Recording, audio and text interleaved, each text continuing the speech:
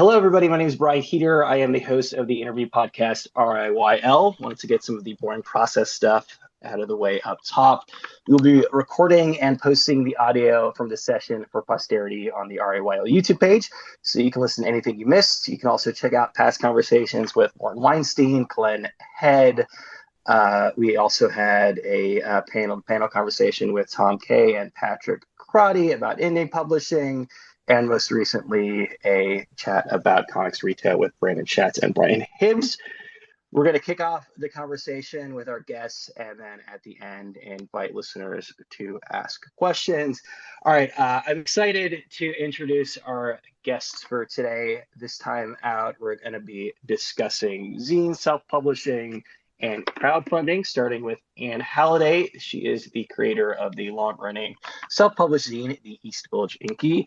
She has also penned several books, including No Touch Monkey and Other Travel Lessons Learned Too Late, the graphic novel Peanut, and the Zinesters Guide to New York.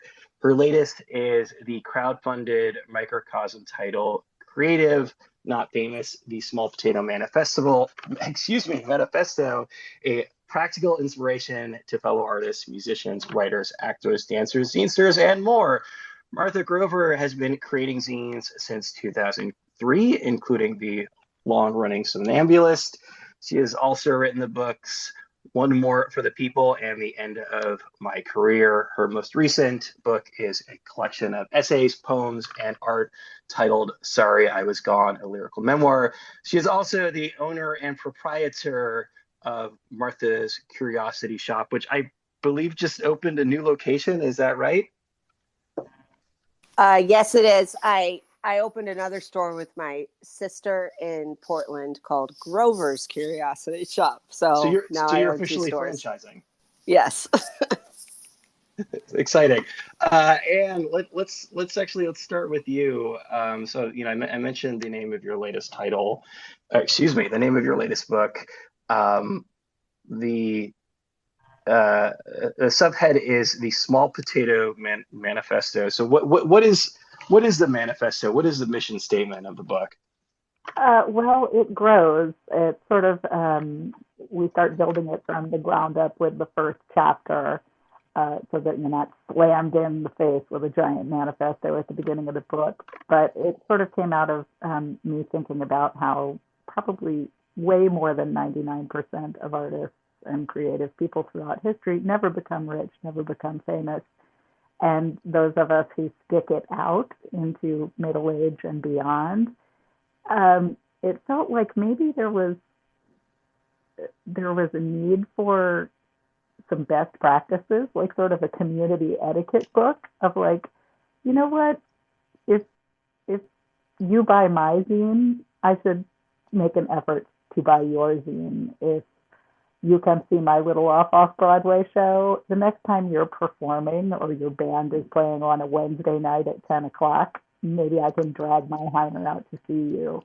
And that is the sort of the spirit of the book, I think, is like the small potatoes, we need to have each other's back, and we know exclusively how it feels, the triumphs and the low points and how to get each other through.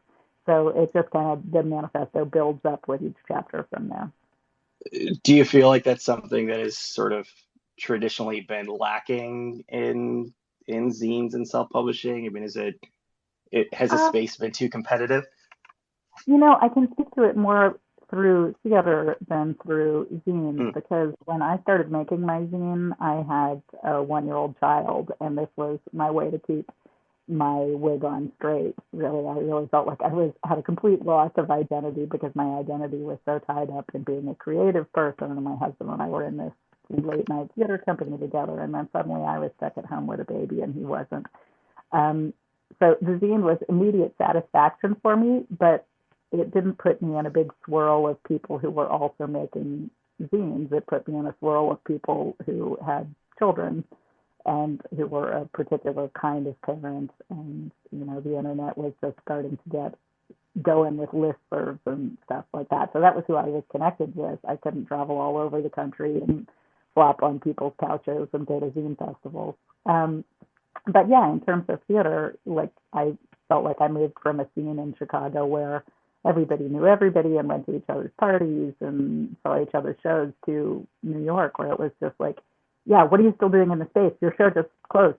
You got to get out of here so I can do my show. Why are you still here? Get your stuff out of the dressing room. And it was just like a bummer. And yeah, so now that I'm old enough to feel like I have, I don't know, some gravitas or whatever, I can tell people, let's think of it as a community. Let's think of it as, it's not scarcity. There's plenty to go around, but we also have a responsibility to each other to show up. Yeah, Martha, I guess sort of a good place to start for you is to dovetail on that a little bit. How did you start self-publishing?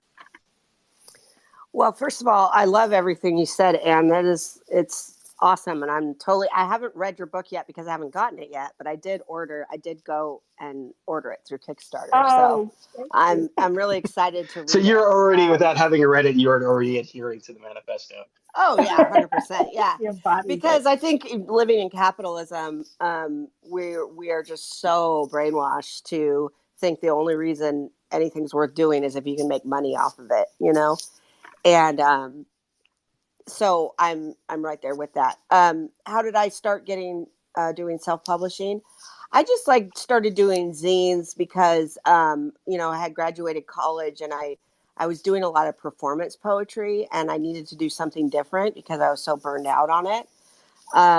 And so a friend just, suggested I do it. And I don't put a lot of forethought into most of my life decisions. And 20 years later, it's like I'm still doing it. And it's just a really great part of my creative practice now. So, but yeah.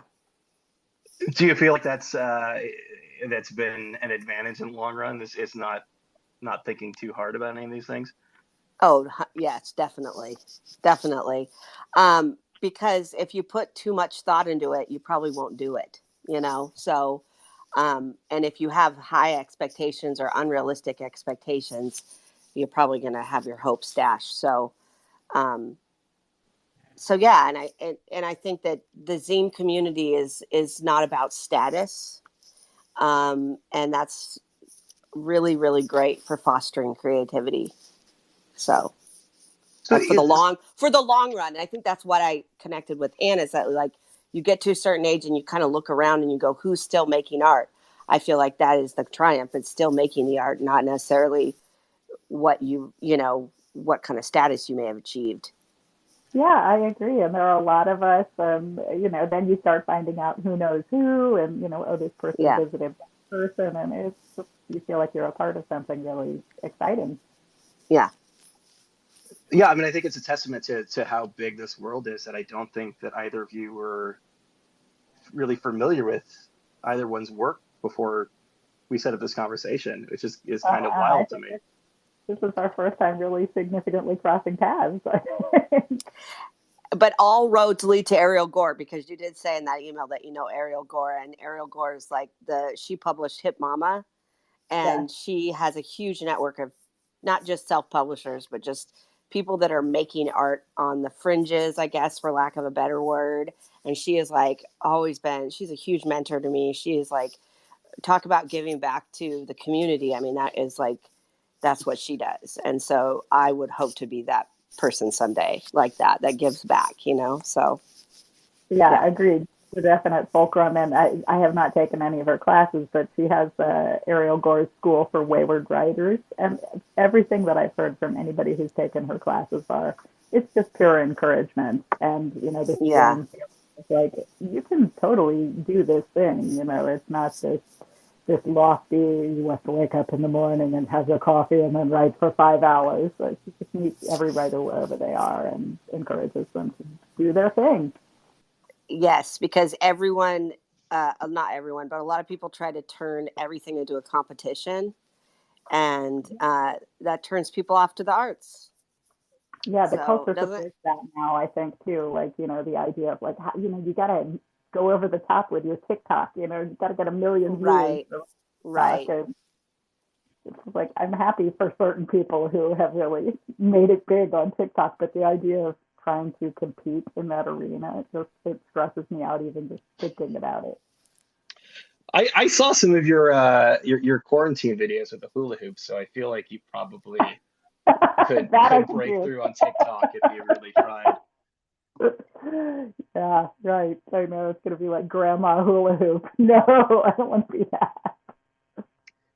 Yeah, I mean, in addition to as you said, turning everything into a competition, obviously, and I don't think this is necessarily a bad impulse, especially as Martha said, in kind of the world of capitalism. Obviously, a lot of people who are going into this are attempting to do it as a career. And I do think that a lot of people, at least traditionally, have seen self-publishing and zines as kind of a springboard into that world, springboard into perhaps like a larger publishing deal. And I know your book touches on this quite a bit, but without without that sort of like monetary compensation or those really kind of, I guess, widespread accolades. I mean, what do the two of you really attribute your respective longevity in the space to? For me, I think there's an element of like once I put the harness on, the horse doesn't come out of the harness. It's just very easy to keep plodding forward with it. But because I have written some books and I have some freelance work with the zine, I always feel so free. I'm not edited, and I can think it's funny to have these long tangential run-on sentences and to draw in the way I draw and have that be the punchline for this really long sentence. I can get a bang out of that and not have some editor telling me, no, well, you need to sand those edges down a little, or let's make that a little more accessible for more readers. So I feel like the people who are reading my zine and keep reading it are exactly the people who get me, who think that I'm funny and like what I do. And to get an email or a letter from one of them is just the greatest feeling ever, that somebody, a stranger, takes time out of their day to say, like, I specifically liked this one drawing that you really did. It made me laugh. So I think that might be better than creating a TV show that thousands and thousands and thousands of people watch, and then afterwards they're like, that wasn't so good. What do you want to eat? Or that wasn't as good as this other thing. Like, I have some really solid, supportive feedback from the 6 people who are really into it, what I do. Yeah, I guess on that scale, it's the audience is very self-selecting, right? And people who are reading this, your work have sought it out. Yeah, and some of them, I mean, it's been decades now. And like, if you tell me the name of this person, I can go, oh yeah, Cabin John, Maryland. I know where she lives. And like some subscribers of my zine, I have a really clear mental picture of what they look like. And then somehow we connect on social media, and I'm like, what? You don't look anything like you're supposed to look like at all. I've had this image of you in my head for the last 15 years, and you're not that at all. Oh, that I've definitely had that experience too. And I just want to echo everything you said. Just very much, the freedom is great. The feeling of connection to your quote unquote fan base is really there. And I can't remember his name, and I hate to quote someone, I can't remember their name, and they're also like a marketing guru, but he talks about having the smallest viable audience. And that could be financially, but it also could just be like for making the kind of art that you want to make, like when I started my store in Troutdale, it's like this weird little downtown area of this like tourist area near the gorge, Columbia River Gorge. And I'm in this building that is like full of hairdressers and therapists and a trucking company. And I'm the only like business that's open to the public. And I made my sign this really weird sign, and it says Martha's Curious. It's a woman. Yeah. It's a woman with like big googly eyes and like, so I'm already like basically narrowing down the amount of people that are gonna like actually come in the door. And you go into this lobby and you kind of like look around, you're like, what the hell is this? And then you come around But the best, you come around the corner and then you look into this tiny little room filled with all a bunch of like weird shit. And I love it hearing that, like, people do make that noise, they have that gasp, and I wouldn't be able to have that gasp if I had some like generic business that probably would make me more money, but it wouldn't be as fun. And I think it's pretty important to have fun in your life. So yeah, it's like throwing a really great party, and like the people who came to that party are going to be talking about that party for the rest of their lives. Exactly. It wasn't the biggest party in the world, it was the first one, but it was really fun. Yeah, and I love that feeling of like doing things that are small and special. And so it's like you felt like you experienced something that not everyone was able to experience. And like one of my friends, when he found out I was opening a store in Troutdale, he was like, "Why do you fetishize obscurity?" And I had to think about that for a long time. I think I'm still thinking about that because I'm like, do I do that? But I'm like, I don't know. Maybe I don't fetishize money, or maybe I am just like interested in special experiences and like fostering those for myself and other people. I don't know. I suspect everybody, all 5 people on this call, are probably guilty of fetishizing obscurity to some degree. What's interesting about the store, I mean, this hadn't really occurred to me until you described it. I don't really know much about Troutdale, but it's how far outside of Portland is it? It's not as far as people think it is.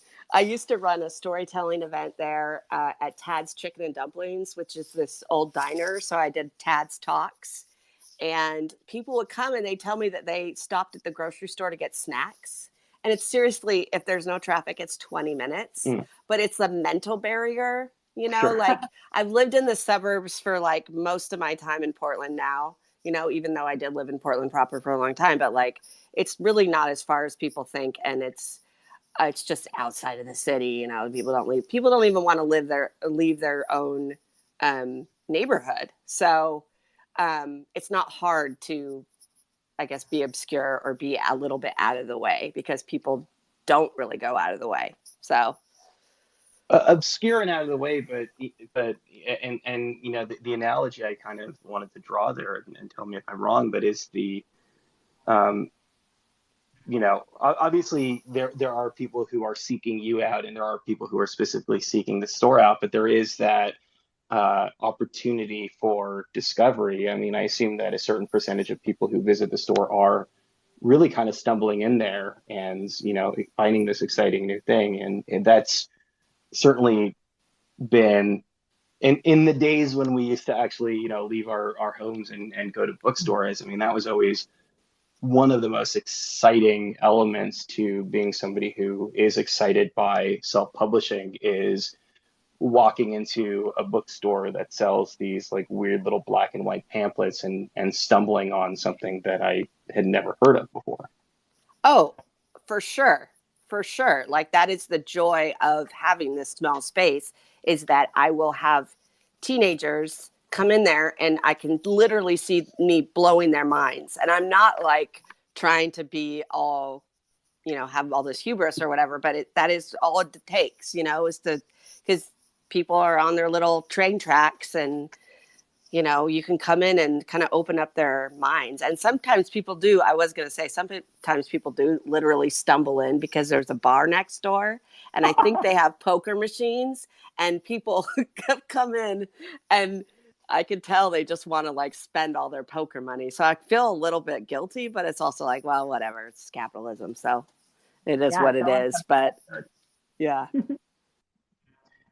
And I'm curious, you were obviously in Chicago for a while, and you've done a lot of theater work. You've done a lot of writing over the years. What did you want to be when you grew up? Was there anything that you felt like, were you? Well, yeah. Did you want to be a writer above all? No, I played a dancing Ponzetta in the school holiday play, and of course I wanted to be an actor based off of that. And then I, had some roles in children's theater, and then played child roles in adult theater. And then I was like, oh, that was the only place I wanted to be, in part because it seemed like a place where adults were really cool and they talked to children and they included children. And it wasn't like, oh, that's not a nice topic. You know, we can't talk about this with you in the room. So I really dug that. And now I think like, oh, if only I'd like stumbled into a community where comics were really big. I could have wanted to be that when I grew up. But my mother was a writer. My stepfather was a writer. My father loved to read. So, you know, books and reading were always big. My father always read comics out loud to me. So comics were really big. I mean, when I talk to my children, it's like, if there was something you really liked to do as a kid, think about ways that you could make a living doing that, or at least have that be a huge part of your life as an adult. So for me, yeah, I was an unathletic only child, and I spent a lot of time drawing pictures. When I got older, I wrote stories, I made comics, and all that. So I'm still sort of doing the same stuff I always did. Yeah, at the same level too. Yeah. Well, I was actually going to you know, because you sent me a couple of your latest issues, and I was actually going to compliment that your art style has really improved over the years. Oh, I mean, it's noticeable. Yeah, well, that might be the iPad. Oh, okay. It might be. It hadn't occurred to me, but yes, when you don't have like 5 layers of whiteout and like you're trying to drag your micron pen across the tundra of your whiteout, and you get for a smoother line.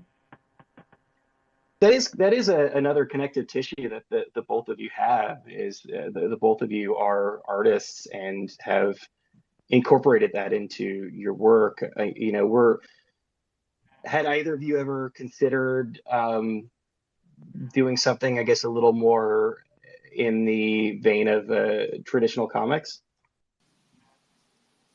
Well, I tried to do so I wanted to go back to Ariel Gore, actually, because Ariel Gore said something that changed my life, which he says, it's okay to be bad at things, you know, because so many people stop doing something because they make this judgment that they're bad at it. And then they just don't ever get any better, you know? And when I started drawing, I was just happy I could make something that looked like a thing. And I thought my drawings were good. And I go back and look at some of my earlier zines and I'm like, wow, I can't believe I just put that in a zine. That drawing's so bad. I forgot what the question was. Oh yeah, I tried to do a graphic memoir a couple years ago, and I may go back to it again, but I realized I'm not really as much an illustrator as I am an artist. And to become an illustrator is something that I don't know if I necessarily want to put the time in to do. So the book that, you know, I just crowdfunded, Sorry I Was Gone, was kind of like a compromise. And I want to do more illustrated things. I don't know if they're going to be a comic though, or a graphic memoir, because I can't draw the same, you know, person over and over again in different, you know, poses or whatever. And I don't know if I really want to learn that skill. You know, I don't have the drive, but I can still have art incorporated into my work. Does that make sense? Yeah. I mean, you know, it's interesting to hear you say that you had thought it was good from the outset, because I do think that there is a certain, I don't know if hubris is the right word, but that's required to really decide that you're going to put this stuff out into the world. I mean, it's one thing to sort of draw for yourself or to write for yourself. It's another thing to really decide that, like, this is something that I feel like I need to share with people, and this is something that's really going to resonate with people. I think that's one thing about zines and self-publishing, though, and the personality who puts those out, is it's not decided by committees. It's decided by you, you know. So when you spend so much time working on something, usually you want the world to meet your baby after you've hatched this baby and carried it around for so long. Yeah, and I think you also, people will say to me, oh, you're so brave and whatever. And it's like, I don't think it's bravery. I think it's just like not caring or stupidity or something. And also having a very thick skin. I don't feel like I have a thick skin, but I think compared to other people, you know, I do, because I taught writing for a long time, and people would ask me things like, well, I don't even know what the point is. Is anyone even going to read this? And I just could not fathom why people were asking me those questions. I would just be like, no one's going to read it. Like, why are you even asking that question? Like, to me, it seems besides the point, So I don't know. Yeah, I go back and forth on that, and I think anyone who makes stuff and puts stuff out in the world goes back and forth on that. You in an ideal world, and you sort of like romanticize the idea that you're purely just doing it for yourself or doing it because you have to. But if you kept doing something and nobody was out there to read it, and you didn't get any of the positive feedback that you've gotten over the years, and you didn't develop that sort of self-selecting fan base that we had spoken about, it's hard to keep banging your head against the wall for that long and not have it resonate with people. Yeah, I need an audience, no matter how tiny. I need a few people that don't know me that are like, whoa, I really related to what you wrote. I don't mean to say that like I would just be fine up in a tower somewhere writing stuff that no one ever read, but I remember when I graduated from college, I just had to get a job because I needed to pay my rent, and I had a roommate who worked at an ice cream store, and I was like cleaning houses, and she's like, it was before she got the ice cream store job, and I remember she said, oh, it's just so hard to find a job, and I said, well, I got a job, and she goes, you know what I mean. And I'm like, okay, are you talking about a good job? Like, I don't know. Maybe I just have low expectations. It's like a class thing. But, I think when people say, is anyone even ever going to read this? They think like, it's never going to be in the New York Times, or it's not going to be. And it's just like, just forget about that. Just put that out of your mind. That's a dream killer, in my opinion. Yeah. And I think some people will have a ambition that makes them really good at the hustle, makes them really good at pitching things, makes them really good at networking, all of which I feel like when I start thinking about that, I feel like I'm about 4 years old when I used to go behind the garage with colored chalk, and each brick I would draw a picture on, and then I was like, I made an art gallery.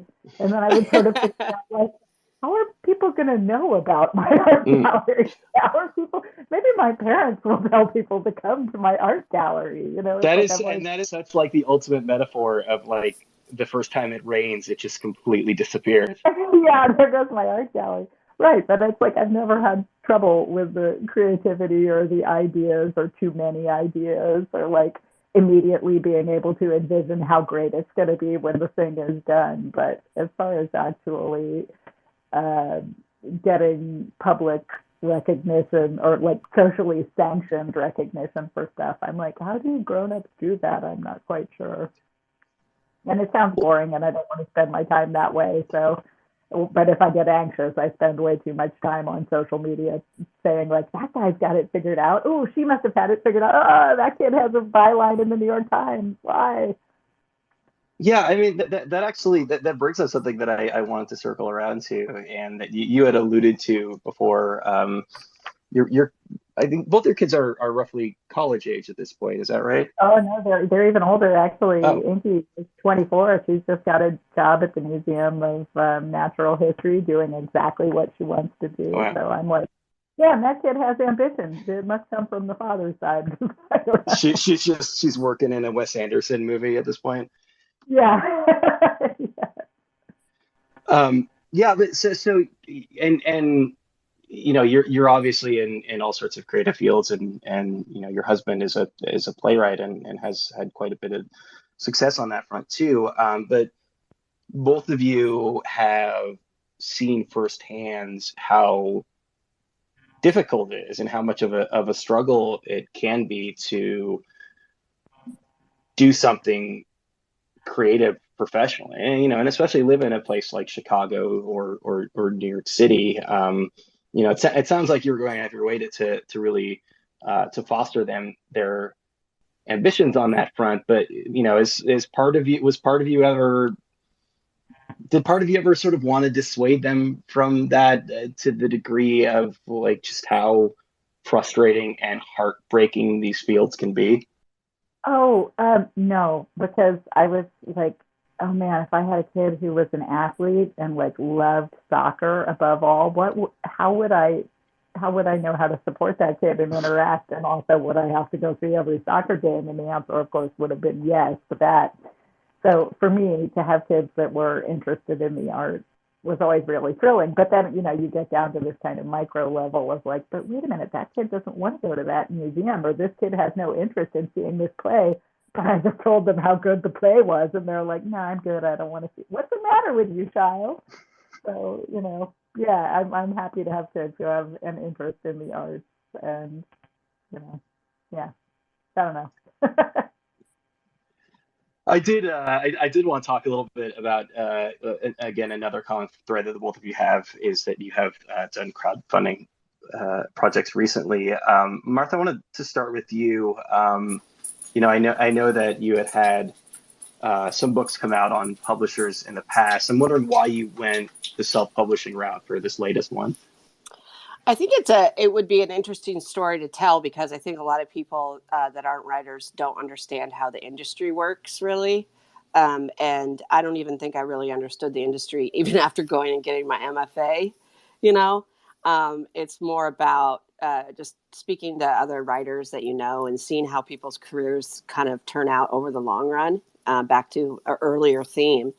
So my first two books were published on a small press in Oregon, and a lot of my friends are writers, and a lot of them have agents. A lot of them have had big book deals. A lot of them have had small book deals. I've kind of seen how everything, people have gone throughout their career. And I had this, after I decided I didn't want to do the graphic memoir because I wasn't skilled enough to do it. I had this kind of loose collection of essays and mostly poetry, really, that had kind of been banging around. And one of my best friends is a poet, and she went to the Iowa Writers Workshop, and she had recently gotten this book published, and so of poetry. And so I was just talking to her, and I didn't realize really that the way that poetry is published is people don't have agents if they're poets. So you submit to these contests, and then if you're lucky and talented, you get a prize and you get your book published. And I asked her, I have this collection. What should I do with it? And it's very experimental. It's not just poetry. It's also essays. And I want to put drawings in it, And she was like, well, I said, how many contests did you submit to? And this had been the course of like 5 years that she'd been submitting. And she was a runner-up in a couple of them, a finalist. And then it was like 50. And I said, 15? And she was like, no, 50. And all of them cost money to submit to. So I think she did maybe make a little bit of money, but how do you even calculate it at that time? It's like all the hours you put in and So I was like, well, I'm going to go run one round. I'll do one round of submitting this manuscript. And I submitted it, and I was a finalist in one. And then I was accepted in another. But then when I went and looked at kind of like the business model of the publisher, I was like, this is pointless. I could do a better job myself, as far as like what they were going to offer me. So at that point, like Kickstarter had been a tool that had been around forever at that point. And I had always thought, should I do it? Should I not do it? And it felt very, it's all or nothing. And I knew that I didn't want to publicly humiliate myself. But I talked to some people, and we came up with a budget, and I had someone helping me with the marketing. And we came up with a plan, and I did it. And I raised almost $12,000 to get my book published, and printed, essentially printed. And I'm glad that it worked out. I don't know if I'd ever do it again because it was a lot of work. I think that if I did it again, I would probably not ask for so much money, and do something small. But it was great to do it, and it was great to have control, and it was great to have it be like exactly the book that I wanted it to be. And I knew that would never happen if it had been on even my publisher that had published my other books. Like I knew he wouldn't publish this book because it was too weird. I know it'd be too expensive to publish it. So was the book that you ultimately ended up publishing, how closely did it hew to that initial manuscript or that initial thing that you were pitching around? I think I added more essays. The one that I was pitching around was because they make you can't do anything that's like a hybrid. You know, you have to say it's poetry, you have to say it's this, you have to say it's that, it's these categories. So I was able to put more things that were prose in there.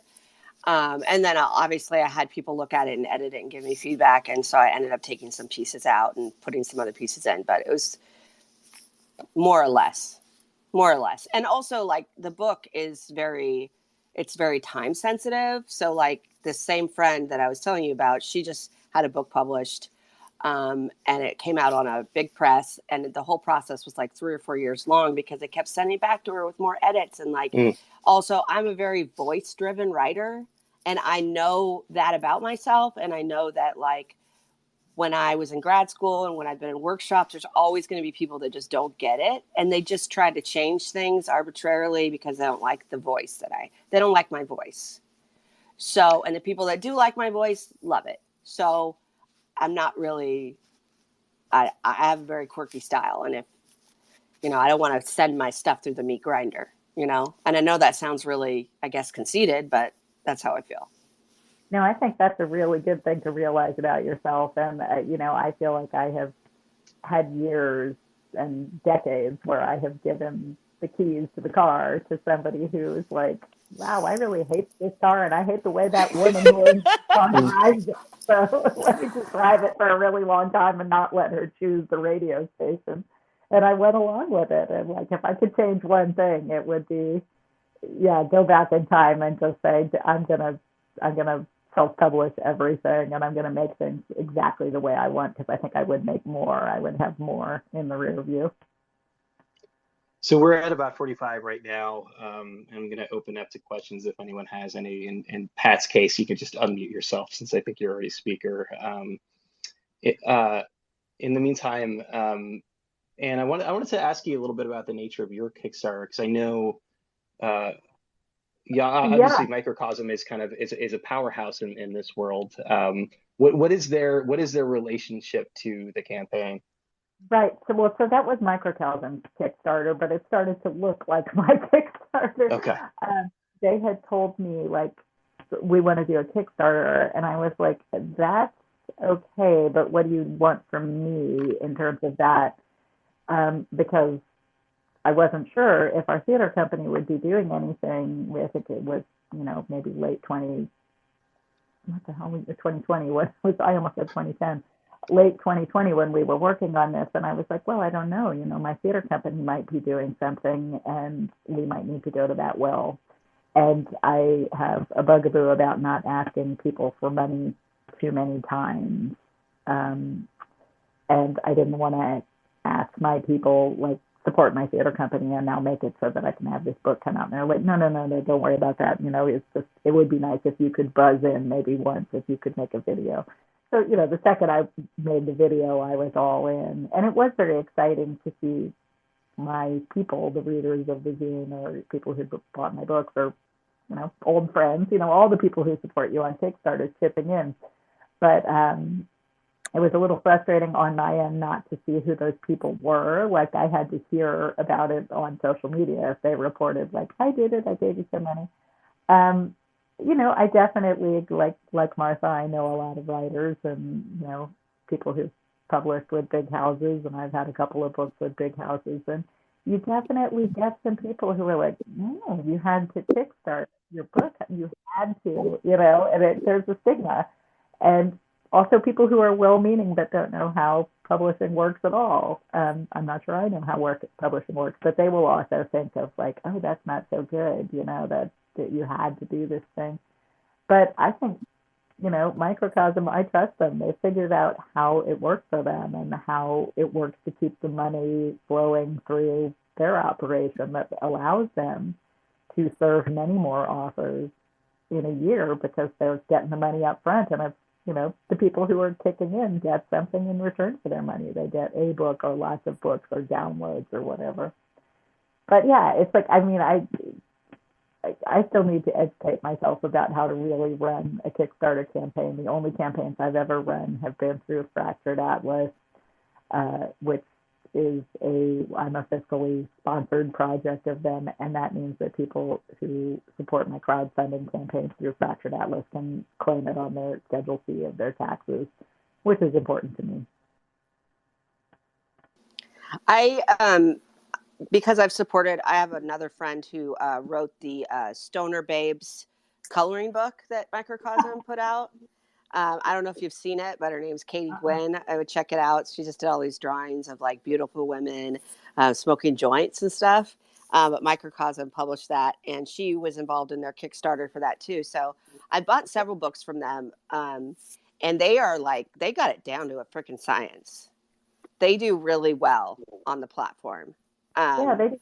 And Ellie Blue, who works there, explained to me that like this is a way that they're building community. That the people who kick into the Kickstarter, then somebody who bought Stoner Babes might have never heard of me, have no interest in me or what I've ever done before, doesn't really like zines, but they are part of that community who supports Microcosm, and then suddenly my title will come over their transom, and they're like, "Oh, what the hell? I'll give that one a whirl too." I like feeling like I'm supporting this publisher, so everybody benefits.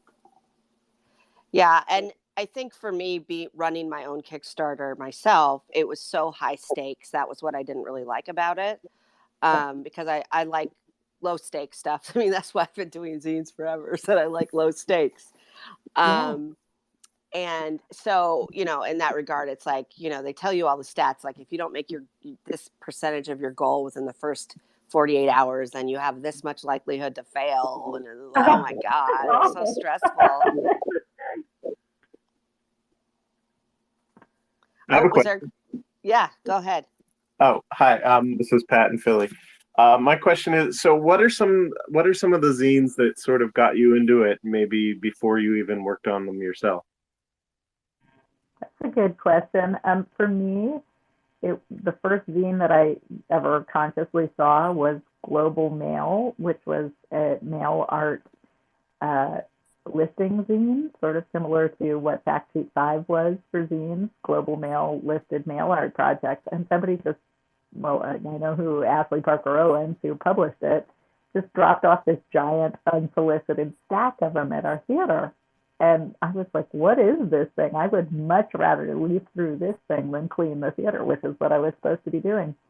And that led me to finding my way to Quimby's in Chicago. And I was just bowled over by all the zines there. I bought a zine called Nancy's Magazine because it had a packet of seeds stapled inside it. And I was like, this felt like something that a child would make, that I would have made as a child, which is like, I'm going to glue this little surprise in there. It was like a Cracker Jack box. And then I really like perzines, which is what I make too, but I like them if they have illustrations, and I like them if they're funny. So You Don't Get There From Here by Carrie McNinch is a favorite of mine. I also like it that it comes regularly. Like I know that, 3 or 4 of them will hit my mailbox every year, so that regularity is exciting. Because I am the person I am, I didn't know anything about zines at all. I hadn't even read a zine. And my friend said, you should make one. I said, what is that? She told me what it was. I made it. And then I think what changed was that I submitted it to Microcosm, and I live in a city that is supportive of zines and has a very strong culture. So I submitted it to Microcosm, and they accepted it. And then I actually, I've known Joe for years, and I used to volunteer there years ago. And so I just got into the whole culture. I went to the zine symposium year after year. And so it wasn't really about, I guess, being a reader of zines at first. That came afterwards. But I think, Anne, we have very similar tastes because I'm right there with you. Although I feel like, have you gone to a lot of zine fests or tabled or anything? I think more lately now, as soon as the kids hit, late elementary school, then I started killing. But even then it was hard to travel. And I always felt, there was an element of like, whoa, I bet these, college students who are zipping through the zine fest see me and they think like, what's my mom's friend doing here? But yeah, Do they have? But they have one in New York, though, don't they?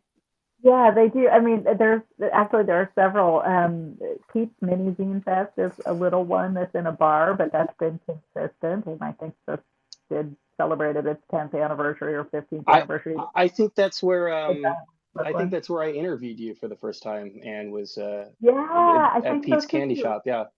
That's it. That's right.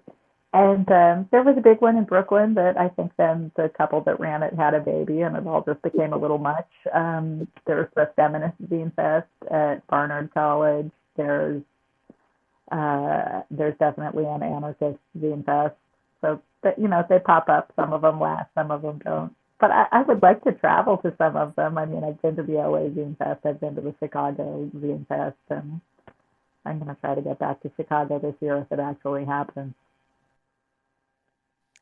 Yeah, I think the difference is being in a small city like Portland is so different probably than the experience of being a New York Zinester, because I've always felt part of the community, even though I haven't really been to very many other Zine Fests. I've been to the Chicago one, the LA one, and San Francisco and Olympia, I think is it. But, there's a very strong community here. So that was just a matter of tapping into that community for me. So.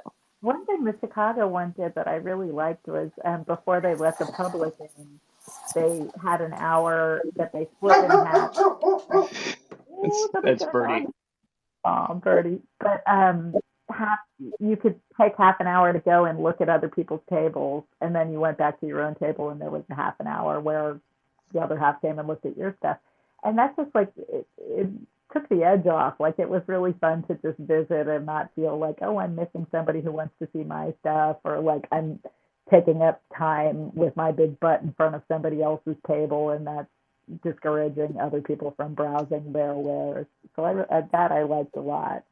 I don't know. I have a fantasy that I'll start a zine festival, but maybe I should run a Kickstarter and learn how to publish a graphic novel. I honestly, I think there's room for it. And New York is really strange from the standpoint of, I've been to Zine Fest in a lot of other cities, and like you said, Ann, I mean, they're really small, the ones we have here. I think the closest we have to it is a show like Mocha, where there are some people doing some self-publishing stuff out of there, but there aren't any, there's nothing like what you would see in, even like a Portland or a San Francisco or a Chicago. Right. I think unfortunately too, a lot of that has to do with the real estate market in New York, because like in Portland, they used to have it at the PSU ballroom. If they weren't even charged for the huge ballroom at Portland State University. They got the space for free for like probably 8 years. And it's just easy to find big spaces for pretty cheap in Portland. I mean, relatively. So I just add that in there. What's it like in Philly, Pat? I mean, West Philly always has the Zine Fests, and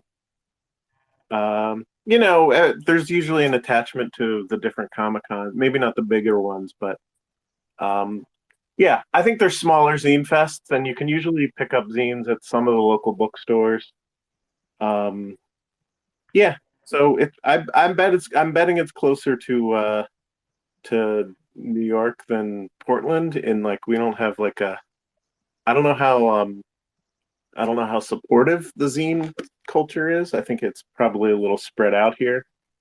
And but West Philly, it's they have their. Well, I'm like, I think what's been great for me personally, like, it's all come full circle, because Reading Frenzy was like the place to go to get zines in Portland, and then they closed because Chloe Eudaly became a city commissioner, and also because the rent was just so high that she couldn't make it work anymore.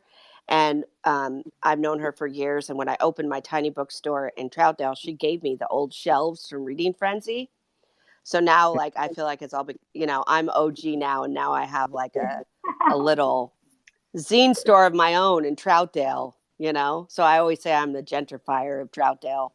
I'm the first wave. So that's really funny. Anne will appreciate that. So I have 2 spinner racks in my in my apartment, and one of them is from Rocket Ship.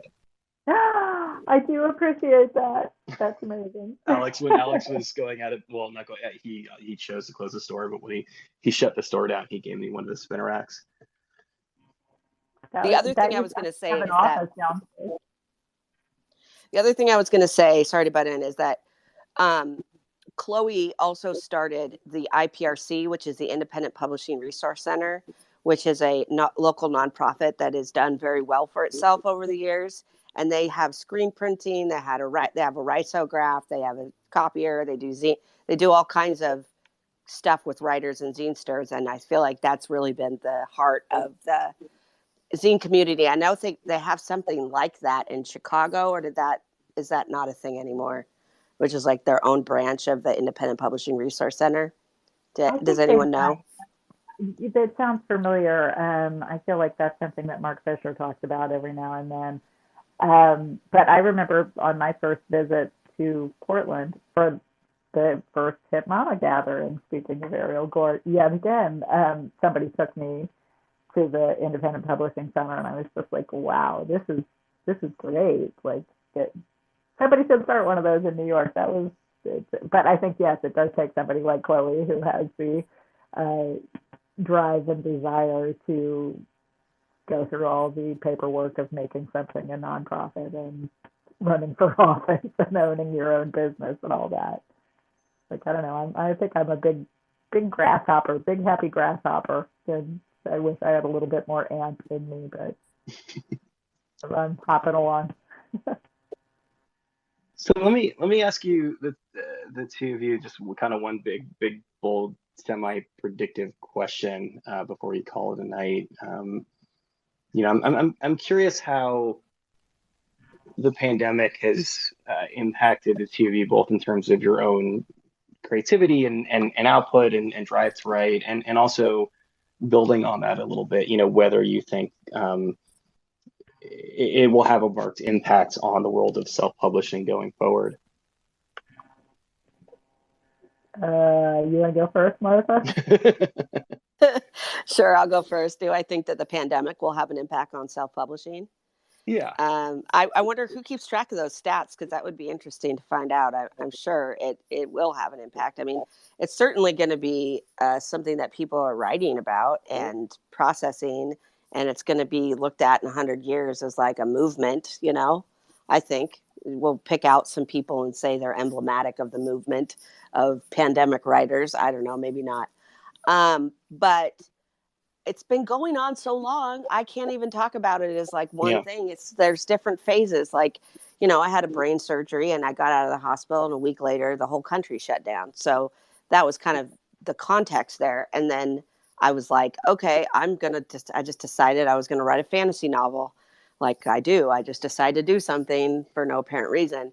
And, it wasn't good. And so only one person read it, and he told me it wasn't good. And it gave valid reasons. So I now shelved that along with my graphic memoir. I don't know. I might go back to it, but it was so all consuming that I don't know if I want to go back underwater. It just feels like getting in a diving suit and going into a alternate reality. And I also feel like it makes you really annoying to be around. So I don't know if I'm going to do it again, go back and revise it or start it over. And then it was like, okay, I'm not going to do that. Let me do this Kickstarter. So that was kind of my pandemic experience. And to be honest, spending so much time at home alone, I've started doing way more visual work than writing. I feel like in a way writing it does make you feel a little bit more alone in some ways. People have always said, oh, writing's so lonely. And I never really understood that, but it can be very lonely. And so now I'm at a spot where I always think about like my two disciplines, the writing and the art, as being like the writing is where I live on this little island, and the boat is the drawing. And I can go out on the boat for a day, or I can go out on it for 6 or 7 months. But if I start losing sight of the land, then it's time to start rowing back. So now I'm kind of trying to row back to my little island where I live and I write, and get my land legs again. And I've been through the process so many times that I'm comfortable with how it's like, okay, I just wrote a newsletter and I had to cut half of it out because my friend who reads stuff for me said that I don't even understand what this is about. So I was talking about like Neolithic farmers and like zoonotic diseases. And she's like, this is very confusing. So that's like, I'm still getting my land legs back. That's very long-winded answer, but that's my answer. That's been my experience. And I don't know how it's going to affect self-publishing. I feel like everyone's kind of realizing now that our whole system is bullshit, and we'll see how everything turns out. But I feel like we're in the middle of a very huge time of change in our culture. So we'll see how it goes. Let me put it this way. I mean, and this might help kind of like ease you into the answer a little bit. But you very kindly, ahead of us doing this, you sent a couple of issues of East Yankee to Martha and myself, and you're clearly somebody who is in love with not just the written word, but publishing, also just like the United States Postal Service in general. I mean, it was this very like lovingly stamped envelope that you sent to me, and it was like celebrating the postal workers. So obviously, there's a certain physical element to all of this that it seems to me is as important to you as the actual writing. Yeah, I would say Greg, my husband, calls it, "Oh, you're playing store again," when he sees me like rubber stamping my envelope. When the theaters all closed down in New York City, we were doing a new show that Greg had been working on for years, and that I had a really good part in, and we had worked really hard to produce it. And my head was so in that game that I had no idea how serious this COVID-19 virus was. There was one cast member who did know how serious it was. He is a worrywart and a middle-aged guy who was really tuned into the news, and he kept shoving his phone in the faces of the young actors right before they stepped on stage. And I was like, can we not do that now? Like, that's not right. I don't need that. He's like, oh, we're doing that. We're definitely doing that. I mean, we almost came to blows the last night of the show, and then everything stopped. Like, we were just cold cocked like everybody. And I don't know. I think I'd been going so hard that in some ways it was like just like a physical experience, like a relief of like, you get bungee jumped down, but then you don't bounce back up. And I had this book that was due for Microcosm, and I'd always thought like, oh, I'm going to go to Mexico and like go to this little town that I was in 2018, and I'm just going to find a place to live there and write this book, and that's going to be cool, and I'll make the deadline. And I was really looking forward to that. And instead, it was like suddenly one child who was home on spring break never went back to graduate from her college.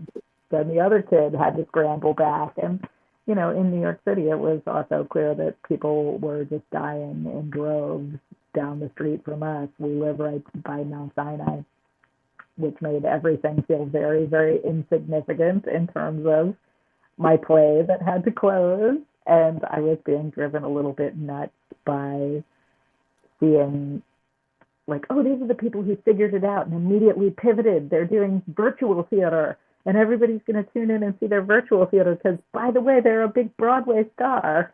And it was a bummer. But, I was good. It was a good time to have children to tend to, a family to take care of, and not have them be little children who didn't understand why the playground was locked up. All this to say, anyway, it was a great time to revivify my love of zines and to recommit to it, and to actually have time to devote to things like making an envelope really nice, or sending a nice envelope, or sending a nice email to someone who ordered my zines, and to remember the language, that I have created for my own zine, and to take pleasure in it. Like, for years, I've been saying that the old cat who hated us and died in issue 29 is our circulation manager, and now he's our ex-circulation manager. And suddenly I I know that there are all these people who ordered the zine who have no idea what the hell I'm talking about when I'm saying that X Circulation Manager Yabo has updated your subscription records. And they're like, who? What? But for me, it gives me a bang. And it's like, this small level of participation is exactly what I need right now. All the anxiety of like, oh my God, nobody's going to come see the show. I have to just post 1,000 more things on Instagram, and then maybe some more people will buy tickets to the show. All that is removed, and the joy of self-publishing and the joy of sending things to people that they're going to open with their hands. You put it in an envelope with your hands, they open it in another state with their hands. But there's also the anxiety of like, oh shit, all the mail from Australia just got returned after bouncing around for 3 months. I have to interrupt because, Anne, I actually literally just my mom came over and gave me the mail, and I just got your zines. Yeah, I literally just opened it up, and I'm looking at the covers. And these are legit old school black and white. Love it. Love it. Thank you. I loved yours. Thank you. Very excited. Yeah. Great. But yeah, good. Let the post office survive. Let the post office survive, because that'll kill zines if it doesn't. Yeah, at least long enough to get us all these free COVID tests that we're supposed to have. Yeah, man. I ordered my 4. Cool. Well, it's a good place to end it. Thanks everyone so much for joining us. You can order the East Village Inky and get those wonderful envelopes, and find the rest of Anne's work over at her website, AyunHalliday.com.